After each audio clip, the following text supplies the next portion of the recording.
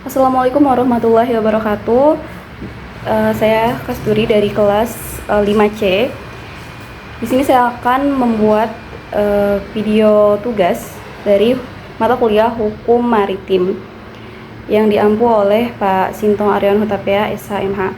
Di sini saya akan menjelaskan materi ataupun tema yang berkaitan dengan hukum maritim, di mana dalam video ini akan membahas tentang apa pengertian dari hukum maritim dan hukum laut internasional, serta apa sih hubungan dari hukum maritim dan hukum laut internasional.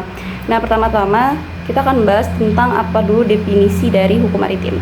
Nah, singkatnya, hukum maritim itu adalah keseluruhan aturan atau kaidah hukum yang mengatur segala aktivitas dalam kegiatan yang berhubungan dengan laut. Yang pastinya cakupannya sangat luas, mulai dari mengatur tentang pelayaran, peraturan tentang kapal, awak kapal, muatan yang diangkut, hingga asuransi maritim. Dan selanjutnya ada perdagangan laut yang diatur dalam hukum maritim, di mana aturannya itu mengenai kontrak jual beli, perdagangan melalui jalur laut, perjanjian angkut, dan sebagainya. Selanjutnya juga ada diatur tentang perikanan, di mana regulasi tentang penangkapan ikan, budidaya laut, dan pengelolaan sumber daya laut lainnya. Selanjutnya juga ada lingkungan maritim, peraturan terkait pencemaran laut, perlindungan ekosistem laut, dan pengelolaan wilayah pesisir. Selanjutnya juga diatur mengenai aspek pidananya, seperti hukum pidana yang berlaku di laut, jika terjadi pembajakan, penyeludupan, dan kejahatan tindak pidana lainnya. Selanjutnya kita akan membahas tentang pengertian dari atau definisi dari hukum laut internasional. Nah, hukum laut internasional sendiri merupakan cabang hukum internasional yang mengatur hubungan antara negara-negara dalam penggunaan laut. Hukum ini mengatur hak dan kewajiban negara pantai serta penggunaan laut lepas dan dasar laut internasional. Nah, dan juga hukum laut internasional ini telah dikonvensi ataupun ada konvensi Perserikatan Bangsa-Bangsa tentang Hukum Laut Internasional yang biasa dikenal dengan UNCLOS tahun 1982, yang merupakan instrumen hukum laut internasional yang paling komprehensif dalam mengatur hukum laut internasional. Nah, sedangkan apa sih hubungan dari hukum maritim dan hukum laut internasional? Keduanya nampak sama, membahas mengenai laut, tetapi ada perbedaan, serupa tapi tak sama. Yang pertama itu adalah hukum maritim dan hukum laut internasional ini memiliki hubungan yang sangat erat. Hukum maritim dapat dianggap sebagai pengimplementasian dari hukum laut internasional di tingkat nasionalnya. Nah, hukum laut internasional itu memberikan kerangka hukum yang umum, sedangkan hukum maritim memberikan aturan-aturan yang lebih spesifik untuk diterapkan pada masing-masing negara. Beberapa hubungan yang dapat dijelaskan antara kedua hukum ini, yang pertama adalah hukum maritim nasional itu harus sesuai dengan hukum laut internasional. Maksudnya pengimplementasiannya tidak boleh bertentangan dengan yang telah diatur dalam konvensi hukum laut internasional, di mana konvensinya biasa dikenal dengan UNCLOS 1982. Nah, negara-negara pantai ini wajib menyusun peraturan perundang-undangan nasional yang tadi tidak boleh bertentangan dengan yang telah diatur dalam UNCLOS 1982. Yang kedua, ada hukum laut internasional ini memberikan dasar bagi penyelesaian sengketa maritim jika terjadi sengketa antara negara-negara pantai. Nah, dalam UNCLOS 1982 ini telah menyediakan mekanisme penyelesaian sengketa yang damai, entah itu lewat mahkamah internasional. Intinya mekanisme penyelesaian sengketa yang telah diatur dan telah ditawarkan dalam UNCLOS 1982. Kemudian itu ada hukum maritim itu mengatur aktivitas di dalam wilayah yurisdiksi nasional, sedangkan hukum laut internasional itu mengatur aktivitas di luar wilayah yurisdiksi nasional. Keduanya itu saling melengkapi. Hukum maritim memberikan aturan-aturan yang lebih detail, sedangkan hukum laut internasional memberikan prinsip-prinsip umum yang harus dipatuhi oleh semua negara. Nah, contoh penerapan hubungan keduanya itu, yang pertama ada di penerapan zona ekonomi eksklusif atau ZEE. Dalam UNCLOS 1982 memberikan hak kepada negara pantai untuk memanfaatkan sumber daya alam di ZEE-nya.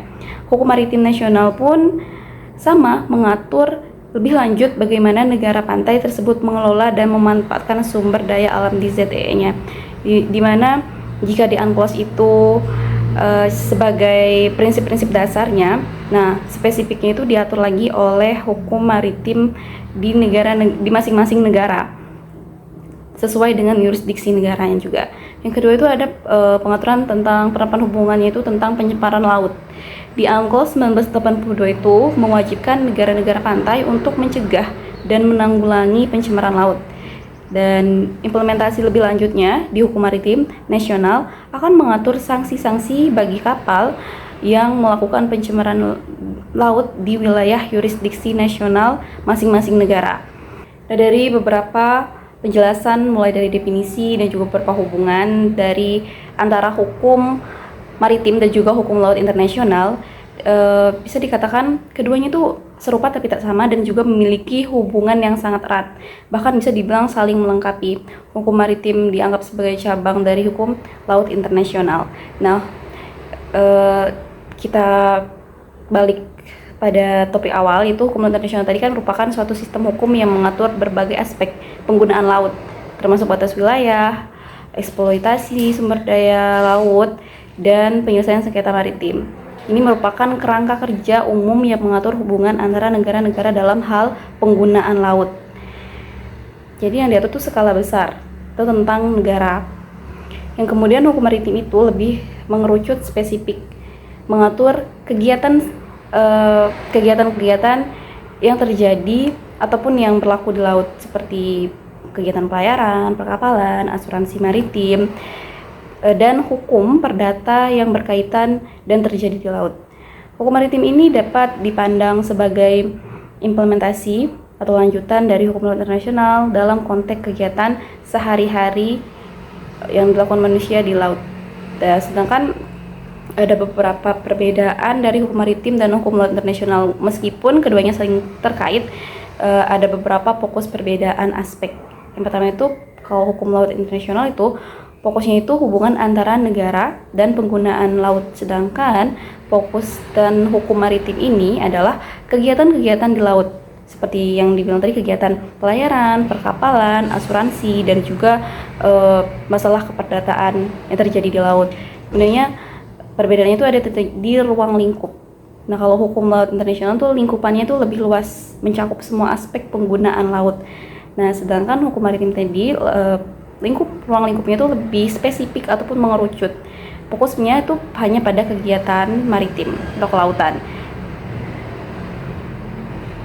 Nah, sedangkan juga ada perbedaan di sumber hukum. Kalau hukum laut internasional itu sudah pasti sumber hukum utamanya itu adalah Konvensi Hukum Laut Perserikatan Bangsa-Bangsa atau dikenal dengan UNCLOS tahun 1982.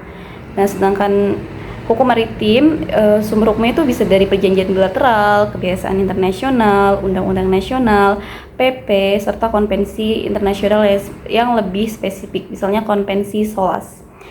Nah, dan juga sudah dibahas tadi mengenai